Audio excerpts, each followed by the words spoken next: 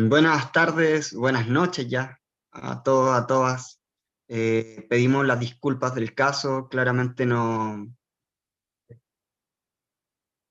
era nuestra intención que esto sucediera, digamos, fueron motivos de fuerza mayor, el sistema tecnológico, digamos, fue el que cayó, el que no nos permitió poder estar en vivo a la hora. Por lo mismo también no solo les pido disculpas a ustedes como a quienes nos están viendo en este minuto, sino que también les pido las disculpas del caso también a nuestros invitados, a nuestra invitada, en este caso a Valerie y a Reinaldo. Quisiera comenzar desde ya entonces e ir al punto que nos convoca el día de hoy, ¿cierto? Continuamos con nuestras charlas, nuestra relatoría en torno a la rebelión de octubre, el plebiscito de salida. Seguimos también en nuestro contexto, ¿verdad?, de la campaña del referente político-social, RPS. Seguimos diciendo con fuerza, ¿verdad?, abstención activa o voto nulo. Es importante para nosotros tener también una voz. Nuestra abstención, nuestro voto nulo, nuestro no ir a votar, no es desidia, no es frustración, como se ha escuchado por ahí también, es más bien un acto político. Y nos gustaría, por supuesto, con cariño y también con la rebeldía que nos caracteriza, quisiéramos también que se comprendiera en ese diálogo político y en esa discusión de ideas, se comprendiera también nuestro acto político de no creerles, de no comprarnos, ¿verdad? Esto que nosotros llamamos una farsa y por supuesto una herramienta más de quienes nos oprimen. Quisiéramos entonces hoy día conversar con Valerie, gracias por estar acá. Ella es integrante, ¿verdad?, del feminismo autónomo, parte de este movimiento, y también a Reinaldo, quien es integrante del referente político social. Ambas podrían entonces darnos miradas desde lo que nosotros llamamos, ¿verdad? Las miradas emancipatorias desde abajo, desde estos protagonismos, desde lo que significa su acción política en concreto, por qué es que no están participando, por qué, digo yo, de la política coyuntural, ¿verdad? Me refiero, no, me retracto, no es de la política coyuntural, ahí estamos activamente participando.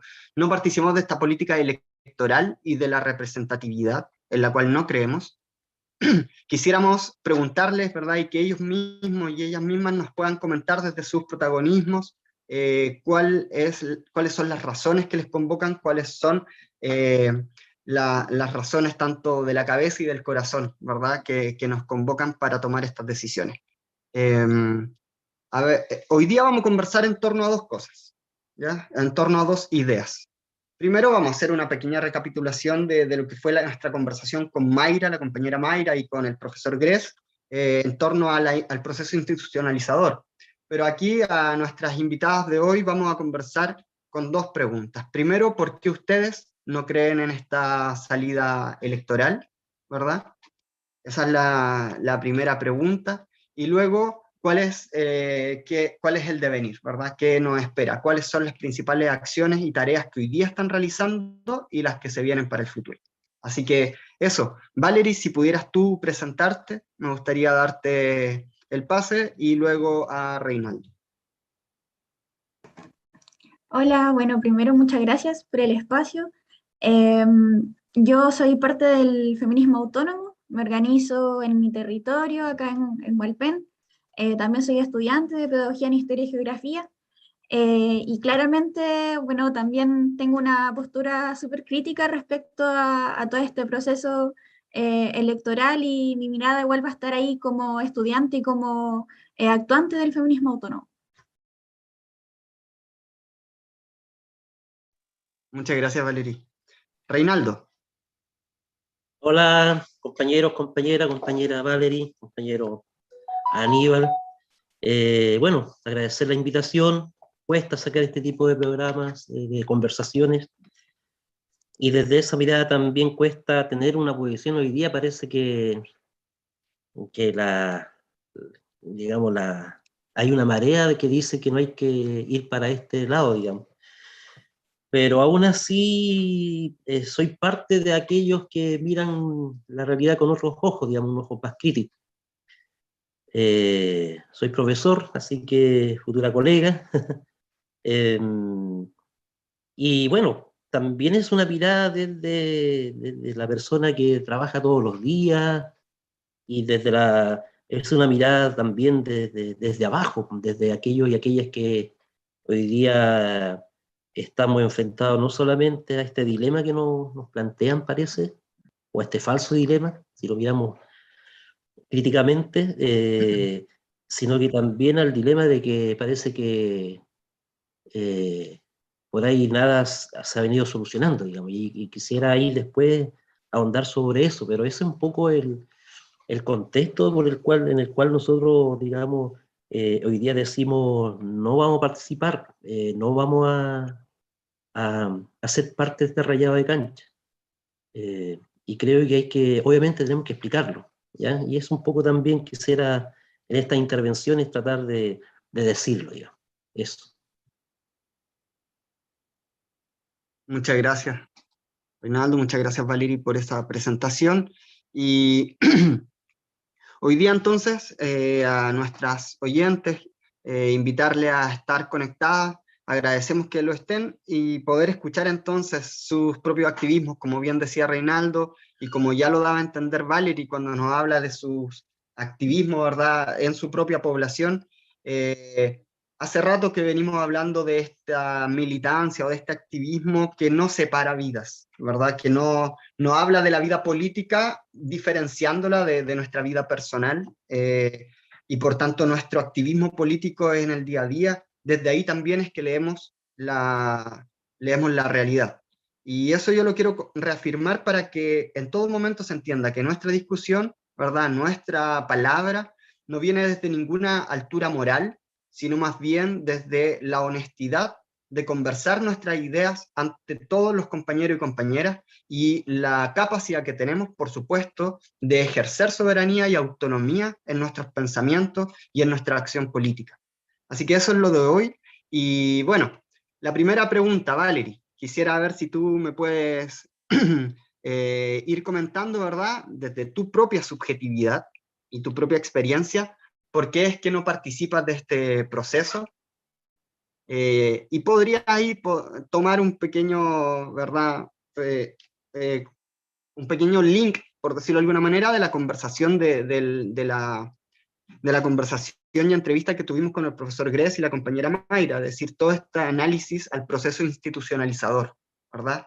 Él hablaba de los noviembristas por el acuerdo de noviembre versus los octubristas, ya que es toda la rebelión popular. Entonces, ¿cómo miras tú este proceso institucionalizador, ¿verdad?, que se dio con los noviembristas, y por qué es que entonces no participas? Bueno, creo que es importante partir un poco haciendo memoria de cómo se dio todo este proceso, en el sentido de que tuvimos meses de protesta, de el levantamiento de asambleas territoriales, de espacios de participación directa, horizontales, donde realmente había una voluntad por parte de la población de generar cambios estructurales. Y eso lo veíamos claramente con la acción directa, con las consignas que estaban en los carteles que iban vinculados a los derechos respecto a la educación, a salud, contra el extractivismo, por los derechos de las niñeces, y un montón de otras cosas más. Y claramente luego con este acuerdo por la paz firmado mientras en las calles la gente seguía protestando, y donde hubieron muchos y muchas mutilados, mutiladas. Acá en Hualpén hay un detenido desaparecido en todo este contexto de revuelta, donde aún no hay claridad de toda la violencia policial que se ejerció. Entonces, también desde el feminismo hablamos mucho de, como tú lo mencionabas, esto de lo personal es político. Y cómo todo este proceso también nos hace un cuestionamiento de cómo es posible que bajo todo ese contexto de violencia, nuevamente la clase política, en complicidad con los partidos que históricamente le han dado la espalda al pueblo, firman este acuerdo y cómo, en mi perspectiva personal, también hay un sector ligado a un feminismo más liberal que se está haciendo parte de ese proceso y que hoy está cayendo en una especie de renovación y reciclaje del sistema patriarcal bajo estos conceptos de la paridad y estos falsos avances que en realidad son superficiales y que estructuralmente no nos dan respuestas concretas a las mujeres ni al pueblo, ni a los pueblos. O sea, estamos actualmente en un contexto donde las mujeres siguen siendo asesinadas, donde la violencia sexual existe, donde debemos cuestionarnos si realmente a este Estado, a esta estructura originalmente patriarcal, racista, colonialista, a la que le vamos a garantizar el cumplimiento de derechos que históricamente desde el feminismo autónomo, que yo creo que igual es importante mencionar eso, que es una corriente que se posiciona desde un lado contrario al feminismo hegemónico institucional, cómo esta corriente ha estado planteando estos cuestionamientos respecto a este reciclaje del patriarcado. En ese sentido, nosotras y personalmente hacemos la propuesta de que lo que nosotras queremos en realidad no está en este proceso, sino que va por una visión mucho más emancipadora, por una visión que contempla también otros procesos de participación y de organización que están vinculados al trabajo territorial, incluso, como tú lo mencionaste, a un tema valórico, de cómo se ha estado llevando todo este proceso y de si realmente las mujeres y el pueblo somos quienes somos actores y actrices de este proceso y de esta nueva constitución que en realidad no representa avances para nosotras desde este sector del feminismo autónomo, que igual realizamos un análisis distinto en cuanto al cuestionamiento de las estructuras de poder, de cómo nuevamente todo este proceso se hace para legitimar ese sistema que se puso en cuestionamiento durante la revuelta, y de cómo finalmente hay un sector importante que hoy sí se está organizando desde otra postura y por lo mismo también consideramos como estos espacios importantes para posicionarnos y para poder explicar y dialogar por qué es que no nos hace sentido este nuevo proceso que en realidad va por un camino distinto al que el feminismo autónomo ha ido planteando. Estaba anotando algunas ideas, por eso me puedes ver así, porque creo yo que qué cosa más ilustradora cuando hablan del reciclaje. Y claro, es impresionante, ¿verdad? Cómo pueden tomar algo y que más encima parezca que es agradable ahora a la vista, que incluso pareciera que es, ¿cómo se llama esto? Es amigable con el medio ambiente, no sé, amigable con todo y todas nosotros. Y nada, pues es tremendamente violento igual. Entonces, agradezco eso que mencionabas, ¿verdad? Creo que es tremendamente ilustrador. Y por otra parte, tú también mencionabas algo que me gustaría que quedara como punto, ¿verdad? Que es, mientras los noviembristas, mientras la élite política estaba llegando a acuerdos, la gente seguía peleando. Eso también grafica, ¿verdad? Grafica en nuestra memoria, como bien tú decías, hay que hacer memoria. Grafica claramente de que existían estos dos lugares, estos dos momentos. Y que, por supuesto, la élite política ocupa todas, y no solo la élite política, sino que el poder económico, ¿verdad? El poder militar que estaba en las calles, el miedo, ocupan todos los artificios posibles para que la gente finalmente vea como única opción, y por ahí lo que planteaba Reinaldo, ¿verdad? El falso dilema. Pareciera, tenemos estas únicas dos opciones, apruebo o rechazo. Y esa, bueno, me lanza entonces a hablarle a Reinaldo y preguntarte a ti, ¿qué opinas tú? ¿Por qué no participas? ¿Cómo lo visualizas tú?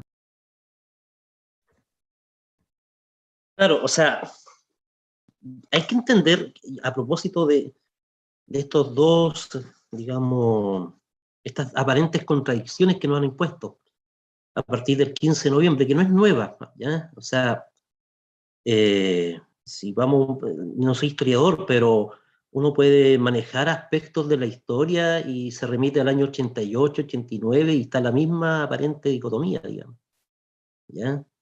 O es el sí y el no, y al final, como dijo alguien por ahí, ganó el sí, independiente de que se haya celebrado el 5 de octubre, digamos, del año 88. Y ganó por largos 30 años. Y eso fue lo más terrible. Cuando una franja de compas, hombres y mujeres, nos decidimos a la tarea de decir, no, creo que no nos vamos a meter en esa cancha. No fue solo y exclusivamente porque, no sé, porque queríamos hacer un punto político, porque queríamos ser diferentes, sino que quisimos ser un poco consecuentes con los análisis que estamos haciendo y que hicimos en un momento dado, pero al mismo tiempo en la militancia que estábamos haciendo. Cuando ocurre lo del 2019, uno podría decir, y eso también, yo creo que en algún momento los sociólogos, bueno, están escribiendo muchas cosas, y se van a seguir escribiendo. Pero lo concreto para aquellos y aquellas que hemos participado de alguna forma en los procesos que hemos vivido, apenas empezamos a tener cierta conciencia de que el sistema está mal, de que el capitalismo no se lo puede con la vida, que es el problema de fondo. Cuando empezamos a tener conciencia de eso, nos dimos cuenta de que en definitiva los procesos como el mismo estallido, la misma revuelta, el mismo proceso de rebelión que se desató en el año 2019, tampoco fue tan espontáneo, por así decirlo. Si la revuelta fue un acto espontáneo de miles inmediatamente, se transformó rápidamente en una rebelión que duró, yo diría, más de un mes. Y eso es lo más importante. Y ahí no existía esta dicotomía también a propósito de lo que planteas tú, porque en realidad yo creo que lo utilizas en el sentido de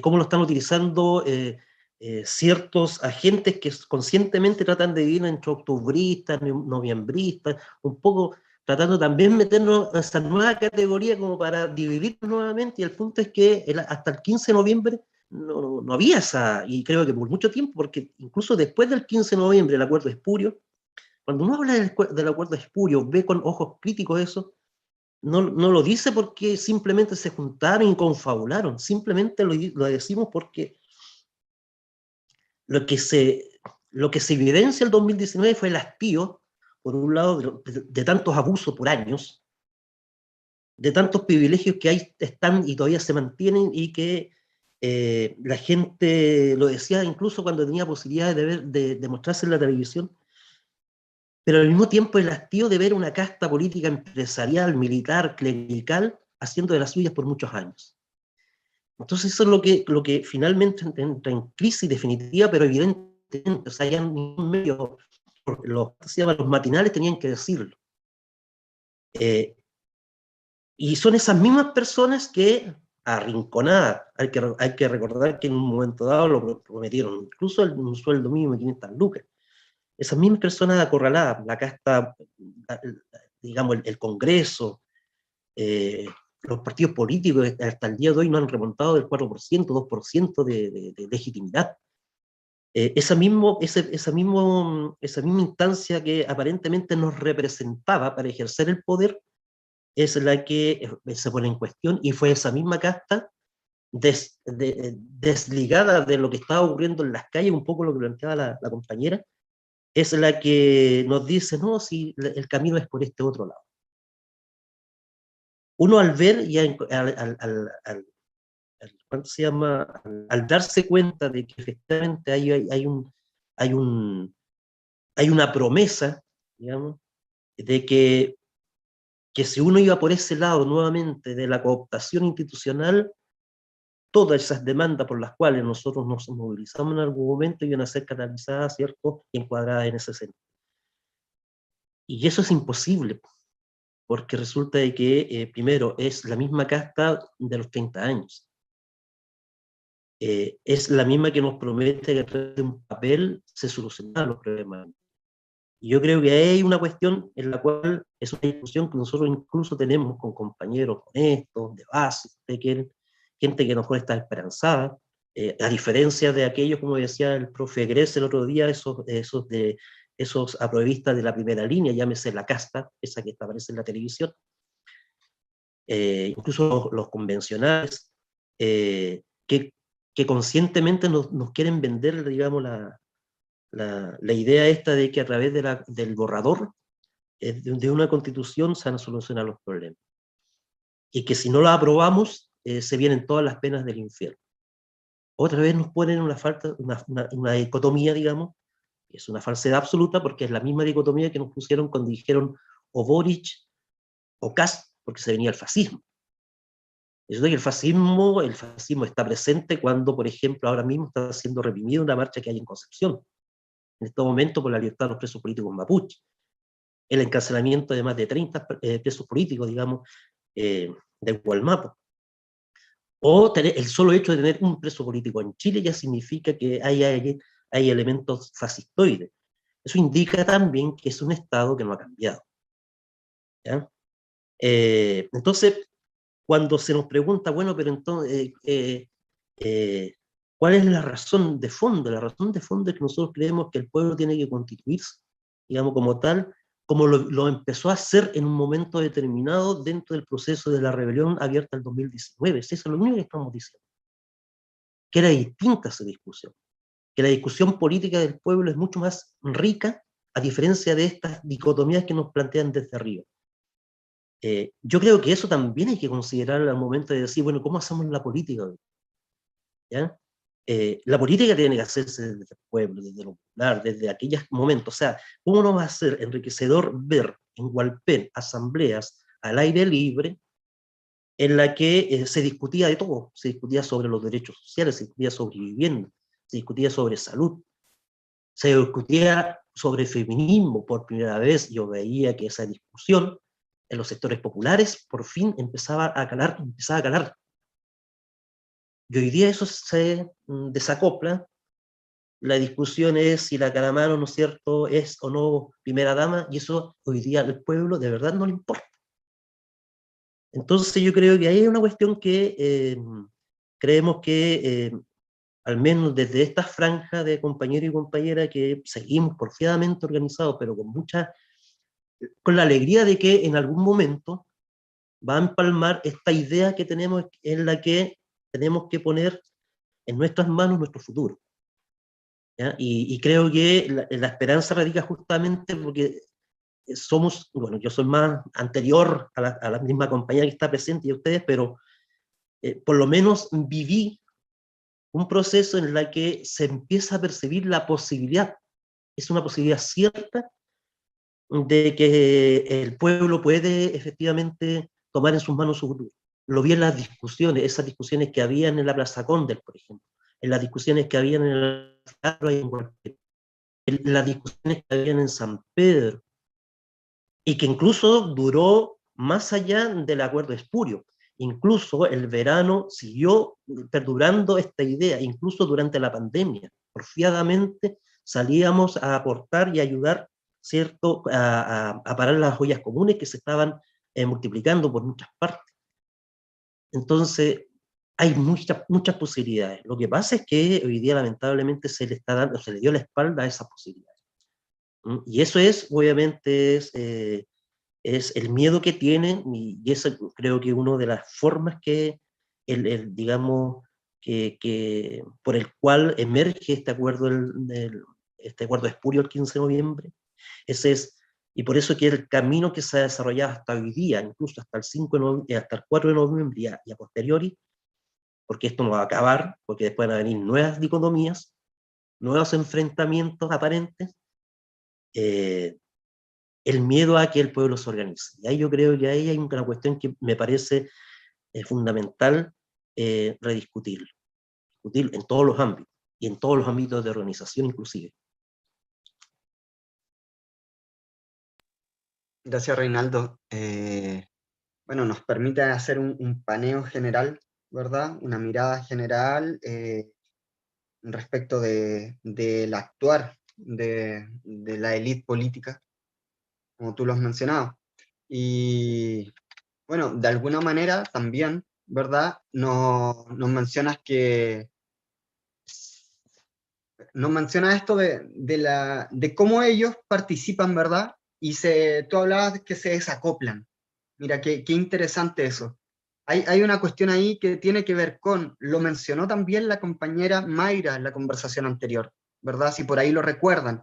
La compañera Mayra hablaba, cuando se institucionalizó el proceso, ¿verdad? El feminismo, entre comillas, institucional, se aleja absolutamente de los intereses y de las voces que tenía la señora, ¿verdad?, en el barrio, en la asamblea. Entonces, por ahí me gustaría incluso preguntarle a Valerie, ¿qué opinas tú del proceso o más bien de la institución, ¿verdad?, de la representatividad? ¿Qué es esto de la democracia representativa? ¿Qué opinión tienen ustedes como feministas autónomas? Porque me parece que por ahí puede haber, ¿verdad?, algo muy medular que de alguna manera nos hacía ver también Reinaldo y que me gustaría escuchar la opinión de las feministas autónomas. Claro, cuando nosotras hablamos y de cierta forma, nos oponemos a todo este proceso de institucionalización del feminismo, que igual tiene tiempo. O sea, si bien, por ejemplo, yo soy de una generación que no ha podido evidenciar tanto estos procesos de cooptación que quizás, por ejemplo, sucedieron en los 90, donde ahí las feministas autónomas igual se desligan de este feminismo más liberal y más institucionalizado. Eh, Igual con el proceso y con el paso de los años, especialmente, no sé, en procesos donde yo me he podido ver más vinculada, como lo fue el 2018 feminista, como fue también durante la revuelta, eh, hay una evidencia importante de cómo siempre ha habido un intento de cooptación de una parte del movimiento feminista. Y con una parte me refiero a que al menos yo veo como una especie de absorción forzosa en que de un momento a otro todo el movimiento feminista era la coordinadora 8M y esta visión del apruebo, de apoyar, ¿cierto?, la participación de las feministas dentro de los procesos institucionales.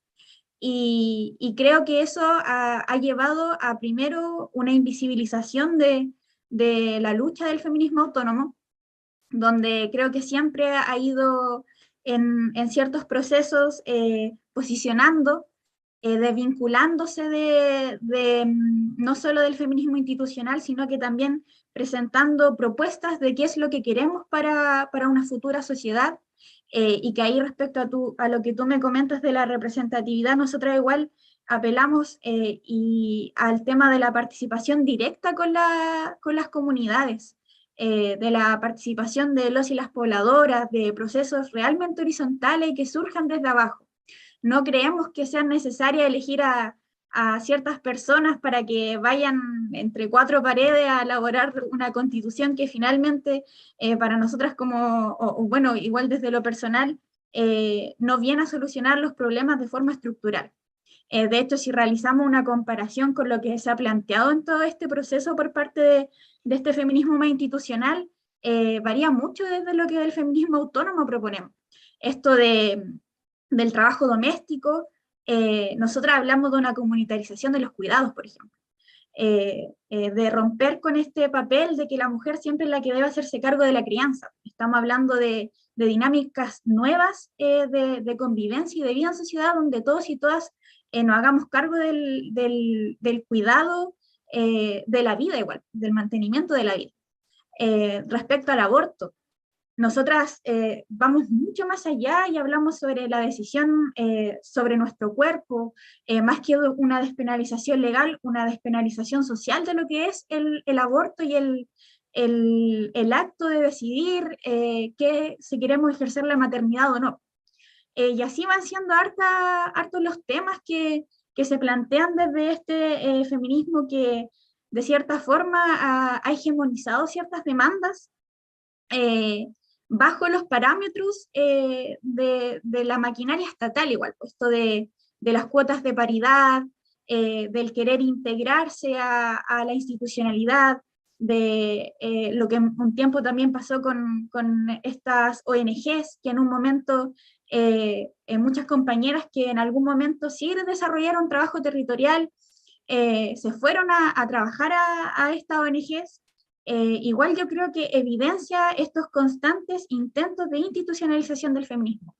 Y ahí es donde quienes nos posicionamos desde el feminismo autónomo debemos estar constantemente posicionándonos, hablando igual y llevando la discusión a estos espacios, porque algo que se da mucho dentro del movimiento feminista, creo yo, y que en un punto igual me generó cuestionamiento personalmente, es este cierre al diálogo desde los espacios más institucionalizados. No, acá no necesitamos ideas tan radicales. Y yo creo que ese es un gran problema porque la visión feminista claramente va contra un sistema patriarcal, racista, capitalista, colonialista. Entonces, no estamos hablando de que queremos reformas, un puesto en el Congreso, que queremos que el Estado, quien en la misma revuelta veíamos, como decíamos, esta performance de las tesis del Estado como opresor, entonces luego estar apelando a que ese mismo Estado sea quien, entre comillas, garantice nuestros derechos, es algo completamente contradictorio a lo que se plantea desde el feminismo autónomo.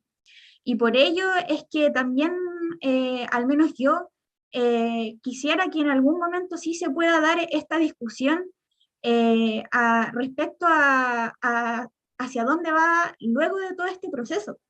Porque como decía el compañero, claro, va a pasar todo el tema de las votaciones, del proceso de la Constitución, pero ¿qué es lo que nos queda después? Porque muchas de nosotras hemos continuado con el trabajo territorial, con el trabajo de base, en las poblaciones, en nuestros liceos, en las universidades, pero hoy en día igual se evidencia un estado mucho más débil de la organización feminista, detonada por todo este proceso de institucionalización. Entonces yo creo que igual es importante analizar un poco y reflexionar un poco sobre eso, si realmente ha sido beneficioso o al contrario, que es lo que evidencio yo, ha llevado a un apaciguamiento de la organización, y eso es perjudicial porque dentro del feminismo creo yo que la mayoría de las iniciativas que realmente responden a las necesidades de las mujeres vienen desde la autogestión y la autonomía. Las líneas de acompañamiento a las mujeres que sufren violencia, el tema del el levantamiento de las ollas comunes con todo esto de la pandemia y donde se agudizan los efectos del sistema capitalista, eran vecinas, pobladoras quienes estaban levantando ollas comunes, huertas comunitarias para poder abastecerse. Entonces ahí nos damos cuenta de cómo todos estos procesos institucionalizadores, finalmente más que dar respuestas a las necesidades de nosotras, producen un efecto completamente contrario, que es como debilitar esta organización que es la que realmente responde a las necesidades de las mujeres y no de una forma paternalista, porque nosotras tampoco somos quienes como para decirle a las mujeres pobladoras qué es lo que debemos hacer por ellas. Desde el feminismo autónomo, por eso también digo de que rechazamos esa forma de representatividad.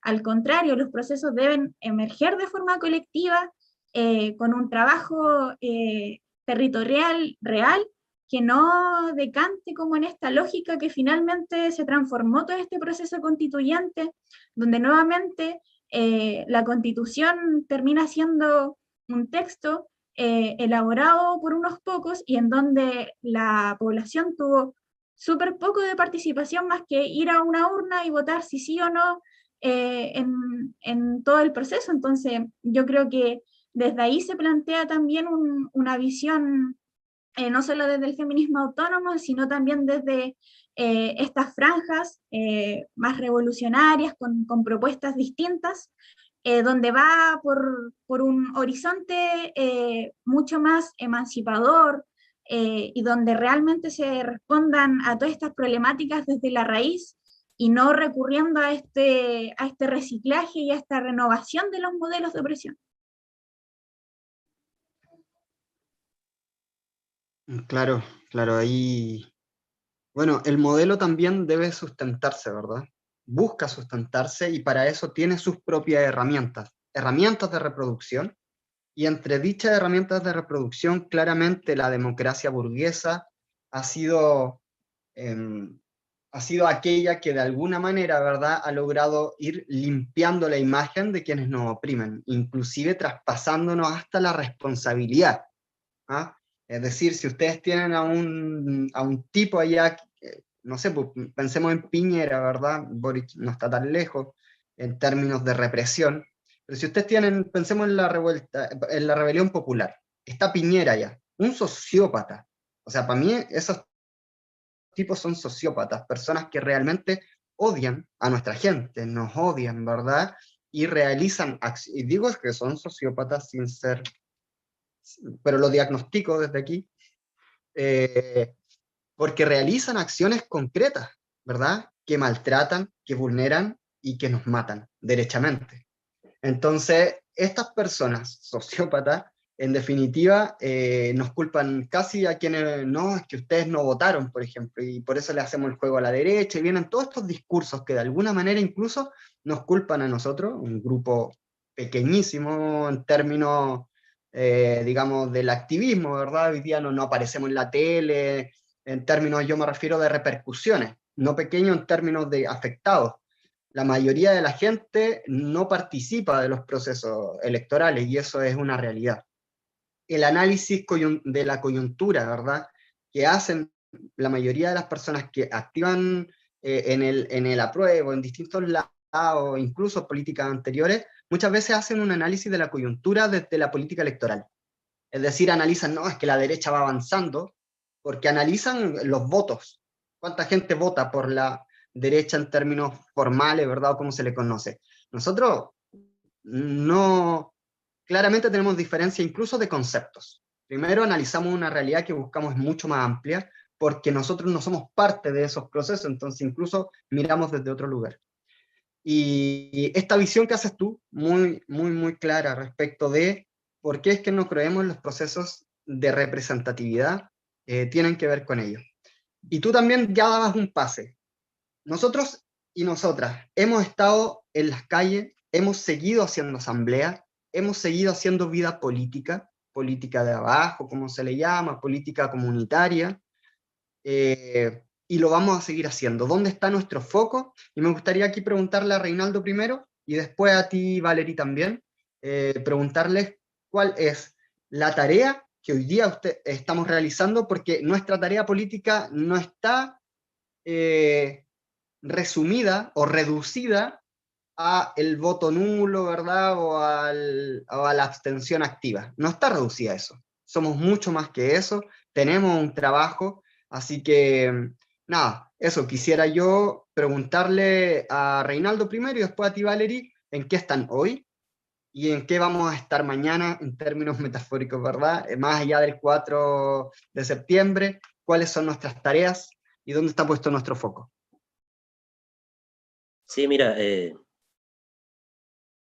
indudablemente, bueno, y comparto un poco lo que planteaba la compañera y lo que planteabas tú, Aníbal, en el sentido de que nosotros no vamos a andar, no somos analistas también, tampoco de lo que está ocurriendo en cuanto a la distorsión de una pugna electoral, digamos, porque es una distorsión, en todo caso, de la realidad, ¿eh? No es la realidad. O sea, ejemplo, Boric saca una cantidad de votos, pero una alta abstención, por ejemplo, ni que decir Piñera anteriormente, ¿ya? Yo siempre me río, ese gobernador el Rodrigo Díaz, le dan cobertura de una manera y habrá sacado 1000 y tantos votos ese gallo así como para ser gobernador y él habla por el pueblo. Esa es la crisis de representación de la cual nosotros hoy día estamos en contra. O sea, si a mí me dicen, bueno, pero ¿qué quieren? Nosotros creemos que efectivamente que el pueblo participe, delibere, que decida su destino, con mecanismos que el pueblo tiene que dar. Entonces, cuando uno hace esa conexión, digamos, en donde creemos que es fundamental que alimentar eso, creo que, bueno, y está en la evidencia, digamos, de la realidad, porque de repente nos llegan comentarios o me hacen la discusión, bueno, pero si gana el apruebo, por ejemplo, significaría fortalecer el camino del poder popular, por ejemplo. Dar un ejemplo. O fortaleceríamos las organizaciones. Desde el 15 de noviembre, cuando se entra a este acuerdo y se camina hacia la institucionalidad o la salida institucional para cerrar la crisis abierta, en todo, en el ámbito cultural, político, social, etcétera, todas las organizaciones que se venían construyendo al calor del 18-19 de octubre empiezan a entrar en crisis. Y no precisamente una crisis que provocada justamente por aquellos sectores como los nuestros, digamos, que bregábamos todos los días para que eso se mantuviera. Empiezan a entrar en crisis porque les meten esta discusión que viene desde arriba, ¿ya? Entonces hay cooptación, hay división, y los sectores más rebeldes que estábamos interviniendo ahí, lo único que queríamos era, ok, compañero, te respeto la opinión, vaya si quiera votar el día domingo, pero el lunes queremos seguir haciendo canasta porque estamos construyendo, qué sé yo, y manteniendo esta organización popular. O sea, fue con todo, ¿ya? Y eso indudablemente trajo un debilitamiento de nuestra parte. Pero, no obstante, y a pesar de esa ofensiva, creemos que, primero, creo que por eso que es muy importante lo que plantean ustedes, en donde tratemos de situarnos, digamos, más allá de esta coyuntura electoral, porque nuestro análisis plantea que hay una coyuntura, un periodo que se abre de crisis que no va a ser solucionado por la Constitución, por la nueva, o por este borrador, porque más encima este borrador, independiente si gana, y esto es muy importante, mis amigos apruebistas, qué sé yo, yo tengo amigos aprovistas y tengo compañeros revolucionarios y rebeldes, ¿eh? Pero tengo amigos aprovistas. Me dicen, bueno, pero si gana el apruebo hay más posibilidades de que las reformas que... Compañero, o sea, independiente si gana el apruebo o el rechazo, tanto la élite, nuevamente, política empresarial, estos que andan agarrando esa combo ahora en el Congreso, los Carreras, toda esa basura, digamos, que está ahí enquistada digamos, en las cloacas del Congreso, digamos, los Moreira, no sé, toda esa gente, van a borrar de un plumazo lo que pudiese ser algo bueno para el pueblo. Pero así, porque todos los sectores de arriba, o sea, los neoliberales, incluido sector importante de este gobierno, del gobierno de Boric, ya firmaron acuerdos para formar ese borrador. O sea, yo no sé si los aprovistas podrían celebrar si es que ganan, porque hoy día están asustados, y están asustados justamente porque lo que decía la compañera, lo que decías tú, Aníbal, o sea, si se desacoplaron del pueblo para ir a hacer un papel a espaldas del pueblo. Recuerden que la promesa era que iban a asediar la convención, no pasó nada. No pasó nada. La promesa era que sin presos políticos, tenemos presos políticos. Entonces, ellos, desacados del pueblo, hoy día le piden a ese mismo pueblo, de los cuales ellos le dieron la espalda, le piden por favorcito que aprueben. O sea, con organizaciones populares cooptadas, divididas, pauperizadas, con organizaciones, digamos, en que ni siquiera eran capaces o han sido capaces de... A ver, la pregunta es, cuando triunfa Boric, ¿por qué no fue el pueblo a celebrar? No hubo celebración popular. No ha habido celebraciones populares. ¿Ya? El día que es finalmente el último día de la convención fue de masas, ¿dónde estaba el pueblo ese día? Pregunto, ¿dónde estaba? Porque el pueblo hoy día está atravesado por unos problemas más de fondo. Entonces los problemas de fondo no están siendo solucionados por esta Constitución, porque además la crisis de arriba es tan profunda que a través de este papel no son capaces de proponer estructuralmente una salida para el problema de fondo que tiene la sociedad, y un problema de reproducción de la vida.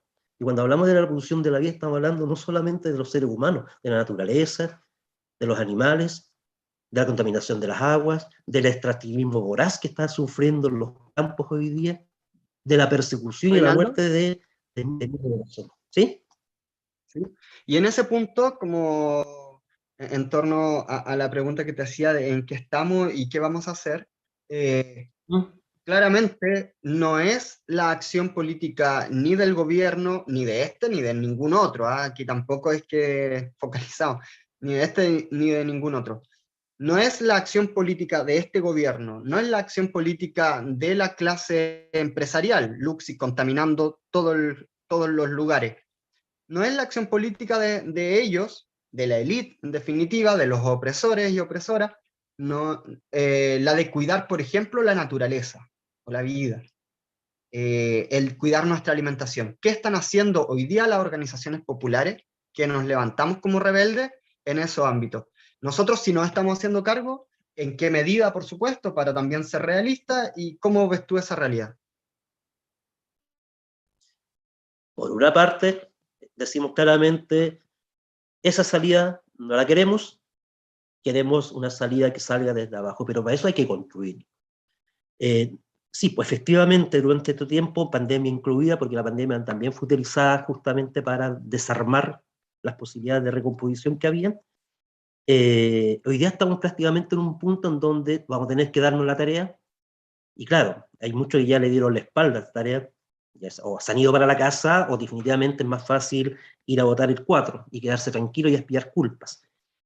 Pero muchos y muchas pensamos que hoy día la reconstrucción de redes sociales, la construcción de colectivos, la construcción de grupos, la construcción de organizaciones autónomas que autogestionen la vida, son fundamentales.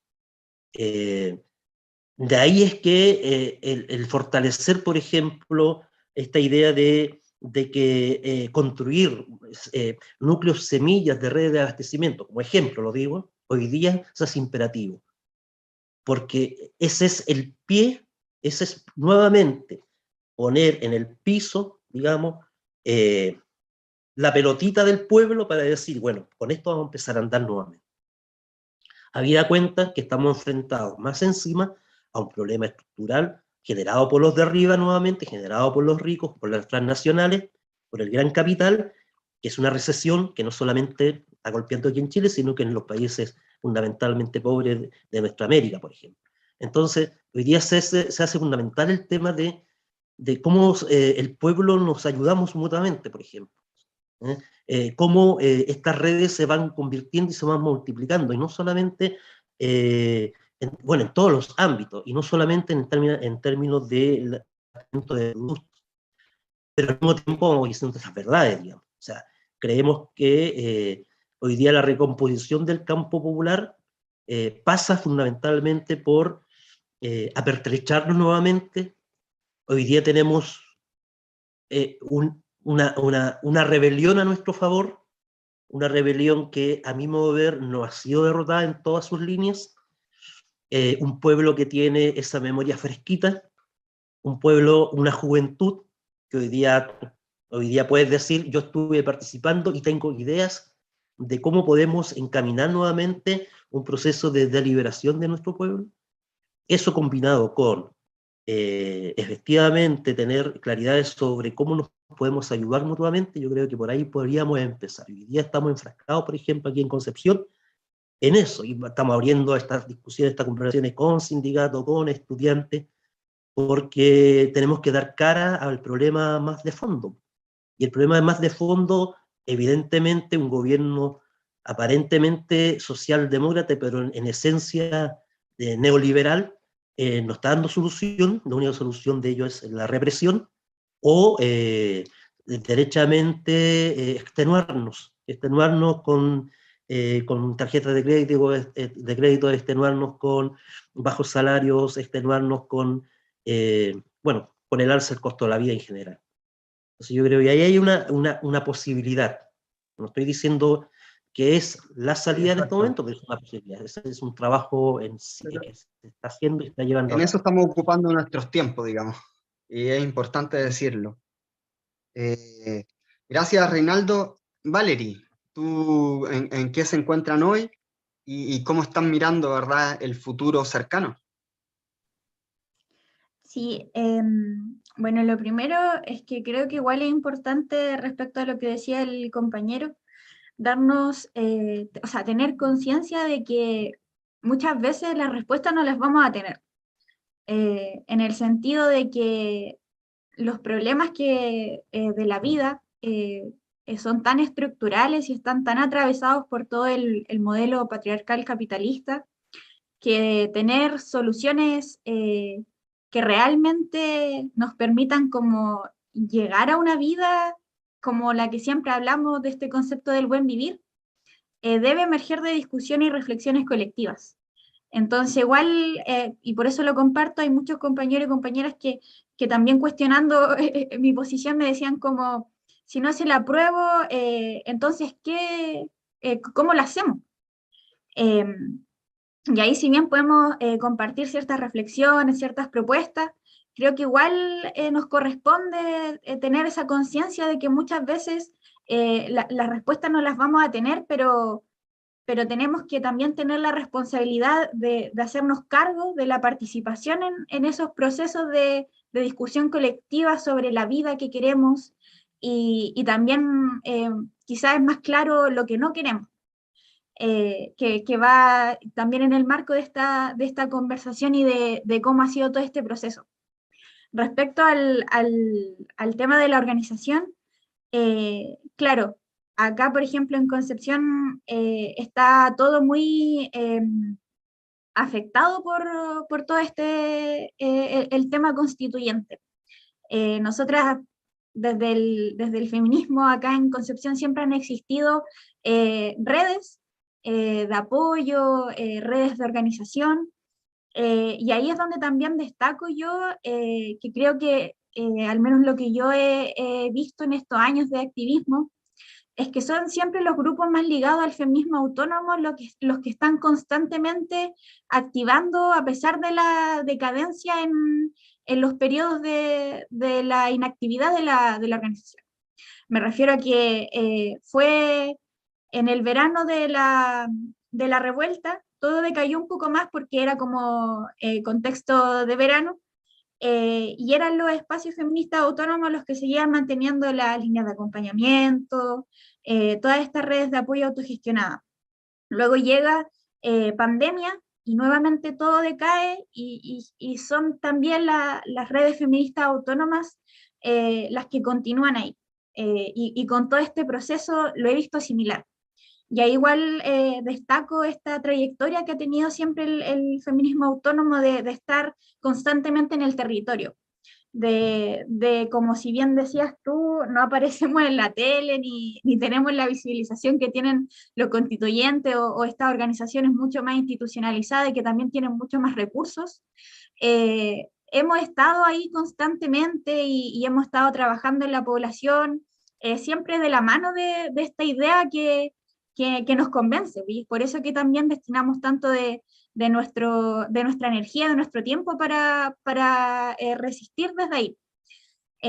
Ahora sí, igual creo que es importante retomar toda la organización feminista, al menos acá en el territorio. Se ha notado mucho la decadencia, la verdad. Fechas históricas para el movimiento feminista, que todos los años habían marchas acá en Concepción. Este año muchas fue como que si nada, como que si se estuviera haciendo la Constitución, entonces están todas nuestras demandas ahí esperando a que se ratifique y que todo el patriarcado desaparezca, y nosotros estamos acá sentaditas esperando. Entonces yo creo que eso es algo que es completamente contradictorio a la historia igual del movimiento feminista. Entonces, yo lo veo como un desafío, el retomar la organización, porque creo que ahí es donde desde la autogestión, desde la autonomía, desde la organización en el territorio, en los colectivos estudiantiles, es donde realmente va a surgir la resistencia frente a todo esto que decía el compañero de los problemas de fondo que tiene la gente, que están en el alza de los precios, en la alimentación, en la salud mental. Hoy en día es igual un tema súper importante que también ha generado una baja participación, especialmente desde la juventud. Y ahí nuevamente vemos cómo esto es algo que ni siquiera se está hablando en todo este proceso, porque en realidad no hay una visión más estructural respecto a la vida. Entonces yo creo que es bueno también empezar a hacer estos posicionamientos. Como hemos visto, posicionarte desde este sector generalmente se ve como algo más que va a generar aislamiento, que va a generar mucha crítica, pero yo creo que a estas alturas es necesario por un tema igual de, como decía anteriormente, memoria. O sea, nos prometieron, bueno, quizá algunos nunca los creímos, pero le prometieron a la gente un proceso sin presos políticos, y eso es algo falso. Prometieron que irían a desbordar ese proceso, y hoy en día, en realidad, quizá lo único que se ha generado es como esa falsa esperanza de la gente que va a ir quizá a votar solamente porque no ve otras opciones. Entonces ahí yo creo donde nosotros y nosotras debemos ser constantes en resistir desde nuestras organizaciones, en desarrollar distintas formas de organización popular para evidenciar de que como pueblo sí podemos constituirnos como sujetos políticos.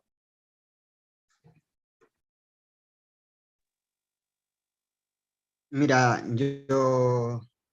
a mí me esperanza mucho conversar con ustedes, saber que uno no está solo, ¿verdad?, en esta lucha, y espero también pueda producir lo mismo en quienes nos escuchan, es decir, em, hay entre comillas dos posibilidades en términos muy generales, sin caer en falsas dicotomías. Por un lado está que otros te representen y resuelvan tus problemas, que es la vía que nos entregaron, que nos han enseñado con la democracia burguesa. Esa vía es claramente es la vía, no sé si fácil, porque ni siquiera llega a buen punto, pero es la vía como instantánea, ¿me entiendes? Como del café instantáneo, como de lo fácil, de lo desechable. De este no me sirve, bueno, voto por el otro, y además con todo el juego que hay entre medio. Y por otro lado está lo que tú decías, es posible construir comunidades.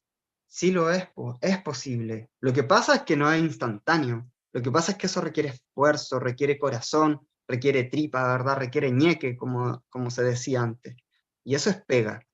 Y nos cuesta, po. Y yo también comprendo que cueste si nos tienen, nos ocupan toda la vida, ¿cachai? Nos ocupan la vida, nos oprimen. Por eso es que la explotación, cuando la analizamos, ¿verdad? Llegamos a conclusiones de que es terrible y por eso no la queremos más. Entonces, yo quisiera como, en términos de ya ir cerrando inclusive, eh, lograr explicar o más bien señalar, ¿verdad?, a quienes nos escuchan que quienes nos planteamos desde la rebeldía, desde la radicalidad, desde la posición revolucionaria, que lo es así, no estamos esperando nada, no estamos llamando a no votar o en una especie de funa, ¿verdad?, cómoda. Lo que estamos haciendo es siguiendo haciendo nuestra pega que hemos hecho siempre. Y los compañeros y compañeras que nos conocen, incluso aquellos y aquellas que nos critiquen, saben dónde estamos, saben en la que estamos, y en eso somos incuestionables. Es decir, hemos mantenido algo que es nuestra coherencia, nuestra práctica, más allá de las diferencias. Y estamos ocupándonos, como decía Reinaldo, porque levantar ollas comunes implica pega, porque realizar o levantar redes de abastecimiento, si nosotros creemos que ahí está, y multiplicarlas, ahí con el tremendo trabajo que está haciendo la ARE, por ejemplo, que le mando un tremendo cariñoso saludo desde acá, en Concepción. Multiplicar eso es pega, es juntarse, es sistematizar, es hacer el propio pueblo, nosotros y nosotras mismas, desde nuestras propias realidades, hacer también nuestra propia teoría, nuestras propias conclusiones y multiplicar. Y eso implica tiempo, y estamos ocupados, estamos ocupando nuestras vidas en defender lo que llamamos, ¿verdad?, la vida. Estamos ocupando nuestras vidas en defender la vida. Y eso nos convence, nos levanta día a día. A quienes nos preguntan, por ejemplo, en YouTube, que nos preguntaban si es que son ambos procesos excluyentes, el de la organización popular, ¿verdad?, y la disputa de espacios políticos e institucionales. Yo creo que sí son excluyentes en términos tanto de la vida misma, porque, digamos, no puedo dividirme en dos, y tengo que ocupar mi tiempo, multiplicar las redes de abastecimiento porque no existen casi, porque son muy pocas, y por tanto tiempo no me sobra. Además de trabajo, trabajamos cada uno en 1000 pegas más, así que ¿para qué vamos a hablar de eso? Y por otra parte también es excluyente en términos de principios y valores. Ya lo decía y lo analizaba, por ejemplo, el compañero Clotario Blés, cuando a Clota eh, lo invitan a ser ministro, por ejemplo, y él dice, ¿cómo voy a estar en el gobierno cuando quiera disputar, ¿verdad? ¿De qué lado estoy? Porque hay principios que rigen un Estado que fue fundado por la violencia del opresor. Eso es completamente contrario a mis propios valores. Nosotros queremos construir un mundo nuevo a través de una organización popular, como se decía, a través de lo que hemos llamado la organización popular comunitaria, con otros tipos de principios y con los cuales no podemos, o sea, quienes trabajamos, por ejemplo, yo trabajo en una institución, chocamos rápidamente contra esto porque te encuentras con estos otros principios, el del proselitismo político, el del caudillismo, ¿verdad? El de los líderes que hay que seguir. No digo que las organizaciones populares están libres de ello, pero la que nosotros y nosotras queremos construir, en donde habitamos, en donde yo me organizo, por ejemplo, queremos que esté libre de eso. Y eso es completamente excluyente de cualquier espacio institucional. No significa que las dejamos, que no las pescamos, porque, por ejemplo, los hospitales que son institucionales, hoy día, las escuelas que son institucionales, son parte de la institución, si hay que criticarlas, si hay que, desde dentro, ¿verdad?, entre comillas, como apoderado, hay que aportar ahí y señalar en donde se equivocan, hay que hacerlo, porque nuestros hijos y hijas, lamentablemente, están hoy día ahí, porque no existen escuelas populares, comunitarias, nuestras. Nuestro mundo lo estamos recién construyendo, y nada, es nuestro coherente y honesto accionar político el que estamos intentando llevar a cabo, y lo vamos a seguir haciendo. Así que invito a Valerie y a Reinaldo a que hagamos palabras de cierre, ya para irnos despidiendo. ¿Reinaldo, tú o Valerie? ¿Quién de los dos? ¿Quién tenía algo aquí que quería decir? Ya, le doy entonces, ¿sí? Mira, yo suscribo completamente con respuesta incluida lo que tú planteaste a propósito de esa pregunta que hacías si es excluyente. Efectivamente, o sea, nosotros, nuestra apuesta de vida, nuestra apuesta en perspectiva emancipatoria no incluye al Estado, menos el Estado neoliberal, que hay que poner el apellido, Estado capitalista, neoliberal, ¿cierto? Patriarcal. No lo incluye, ¿ya? Por lo tanto, estamos en una esfera en donde nosotros queremos desde ya vislumbrar esa futura sociedad, y esa futura sociedad se hace con solidaridad, con dignidad, con apoyo mutuo, con organizaciones efectivamente que participen de la vida política, etc. Eso es por un lado. Y efectivamente creo que el esfuerzo que estábamos haciendo desde el referente político-social, desde su creación hasta el día de hoy, y de paso saludo a los compañeros y compañeras que desde Arica, Concepción, en algún momento Valdivia, Osorno, han estado dentro, involucrados de alguna forma en esta idea, porque tampoco podríamos hablar de una organización, una orgánica, una idea en la cual nos unimos entusiastamente y seguimos entusiasmados los que estamos hoy día, porque creemos que la construcción de este sujeto político popular, sujeta política popular, ¿cierto?, va más allá del 4 de septiembre. Y creo que ahí radica nuestra esperanza y nuestra alegría también de decir, ok, va a pasar esto, esperemos. Pero esa espera no ha sido así como sentarse a la orilla del camino y esperar que todo ocurra. Y por eso hemos dicho, y por eso estamos haciendo, y por eso estamos construyendo, etc. Los esfuerzos que están haciendo los compas, las y los compañeros del RPS y otras organizaciones que hoy día también han dado cara y han dicho claramente lo que piensan sobre esta coyunturita, digamos, electoral, que es importante, indudablemente, pero que no lo es todo. Me parece que su valentía la aplaudo y creo que hay que mantenerse firme porque en realidad nadie dijo que esto iba a ser fácil.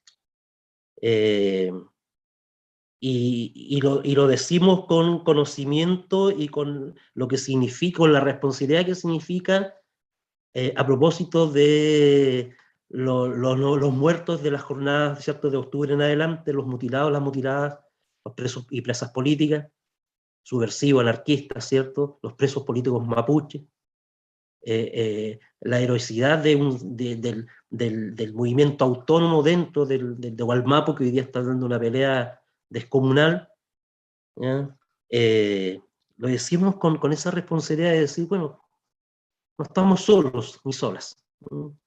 Creemos que somos parte de esa franja de personas que no nos vamos a conformar hasta que no vislumbremos efectivamente posibilidades de cambios de fondo. Y los cambios de fondo van a costar. Los cambios de fondo es una pelea dura, es un trabajo cotidiano, es un trabajo gris, pero también alegre. Y creo que ahí hay una cuota de nuestra responsabilidad hoy día en pensar qué va a ocurrir después del 4 de septiembre o qué es lo que va a ocurrir en el futuro. Y nuestra apuesta sigue siendo la de potenciar allí donde estemos la organización popular. Nuestra apuesta es fortalecer todo atisbo de organización que se plantee la idea de que el pueblo efectivamente tome en sus manos sus destinos. Ahí vamos a estar nosotros. Y vamos a estar, si es necesario, porque es la única forma que hasta el momento nuestra experiencia ha conocido para a lo menos correr un poco el cerco, ¿cierto?, que nos limitan en todos los aspectos. Creo que eso fue una gran lección a partir del 19, de octubre del 19. Creo que nuestro pueblo nos dejó la vara muy alta, los que nos creemos, digamos, rebeldes. Creo que lo planteado ahí es el camino, y que el camino propio que el referente político social o esta franja de compañeros y compañeras que hemos tomado es un camino que desde el punto de vista ético, de violencia ética, como en algún momento nos dijo un compañero Dante Campana, es el camino que vamos a seguir transitando, y hacemos un llamado justamente para aquellos jóvenes, compañeras y compañeros, que hoy día creen que por este camino se puede transitar hacia una vida mejor, a que se acerquen justamente a conversar, a construir, a organizar lo que más se pueda. Así que un abrazo y un saludo a la ARE, que en este momento está con COVID, la compañera, así hay fuerza, pero como dice el compañero, es inclaudicable como tienen que ser los compañeros y compañeras de esta franja. Abrazos. Gracias pues, Reinaldo. Valerie, tus palabras. Sí, yo quisiera compartir como una reflexión que hace unos pocos días tuve la oportunidad de estar en una instancia con las compañeras feministas comunitarias de Bolivia, y un poco comparando el contexto en el que nos encontramos. Ellas mencionaban y nos compartían de cómo todo el proceso constituyente boliviano en realidad la única lección que les dejó fue la evidencia de que tenían que radicalizar aún más la lucha, de que tenía que fortalecerse aún más un feminismo comunitario, autónomo desde abajo, porque en realidad todas esas promesas quedaron en nada. Entonces, me hizo mucho sentido, la verdad, en base a lo que estamos viviendo acá. Creo que es importante que ahora no tengamos no tengamos miedo de ser críticos y críticas. Creo que como esta franja o todas estas personas que están expresando su descontento con este proceso, no creo que tengan que tener vergüenza de algo, al contrario, creo que son otros y otras quienes deberían tener vergüenza de haber sido cómplices de un proceso que ha sido construido bajo todo lo que hablamos con presos y presas políticas, que surge en un momento en el que la gente estaba en las calles planteando otra cosa completamente distinta. Entonces, igual ahí me gustaría un poco compartir quizá esa reflexión o hacer un poquito el llamado a que como juventud igual nos cuestionemos, como siempre hemos tenido este papel de acelerar ciertos procesos o de detonar un poco, como lo fue la revuelta con las secundarias. ¿En qué está quedando nuestro rol ahora? Creo que no es bueno que ahora estemos como tan pasivos y pasivas, y que al contrario todos nuestros esfuerzos tienen que estar en continuar con la organización, eh, en organizarnos para responder a toda esta crisis y para responder a las necesidades de la vida que hoy presenta la población. Y en ese sentido también una reflexión como desde el feminismo autónomo a compartir estos posicionamientos. Creo que hay compañeras que han dicho muchas cosas dentro de la trayectoria del feminismo autónomo que destacan este papel emancipador desde la autonomía, desde la autogestión, y que coincide mucho con lo que se está haciendo, por ejemplo, con los de la red de abastecimiento, con lo que fueron las huertas, las ollas comunes y todo lo demás. Entonces yo creo que esas iniciativas hay que luchar por mantenerlas, por que mucha más gente se vaya incorporando y poniendo toda esa energía que quizás vimos en octubre y el compromiso igual por parte de quienes hoy día estábamos como en este sector disidente a todo el proceso que se está viviendo. Entonces, eso igual agradecer la invitación y em, enfatizar en esa necesidad de continuar con la organización popular desde la autonomía, como igual una propuesta distinta a las lógicas que ya conocemos y como decías tú, Aníbal, enmarcado como en el tema valórico y de la sociedad que queremos. Así que eso. Muchas gracias. Muchas gracias. Entre nosotros nos sostenemos y es la única manera de seguir dando cara, de seguir dando lucha. Sepan todos y todas, ¿verdad? Y sobre todo el enemigo. Hoy día le hablamos a ellos, a esa élite política, que quienes creemos en los cambios y en la transformación, vamos a seguir trabajando, vamos a seguir accionando. Somos incansables en ese sentido, nos seguimos articulando y vamos a seguir dando pelea, vamos a seguir dando pelea, vamos a seguir multiplicando, ¿verdad? Ya decía yo, sin alturas morales, sino más bien con el deber moral de multiplicar la autonomía, la soberanía. Para defender la vida es la única manera posible, porque debemos independizarnos del poder empresarial, debemos independizarnos de la élite política, y la única manera de hacerlo es construyendo nuestro propio hogar, nuestras propias fuerzas, ¿ya? Es imposible negociando con ellos, es imposible a través de las propias herramientas del enemigo que un 15 de noviembre, ¿verdad?, de noche, ¿no? Si tiene todas las características como quien lo podría ver en una película, como nos han intentado engañar. Ciertamente invitamos a cada uno de los compañeros y compañeras que han puesto su esperanza en este proceso, en que sigan luchando después, que la frustración no les gane, que existe la posibilidad de luchar, y que sepan que aquí vamos a estar también, ¿verdad?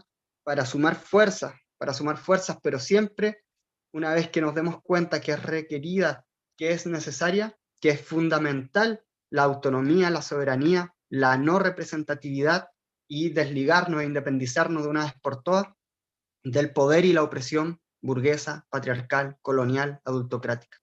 Así que eso, un abrazo gigante a quienes nos escuchan, un abrazo gigante también para ti, Valerie, que estés bien, que chispa arriba ahí, estaba ahí media enfermita, súper, así que con fuerza para eso. También a la gente del RPS, y para ti también, Reinaldo, un abrazo gigante. Nos veremos próximamente.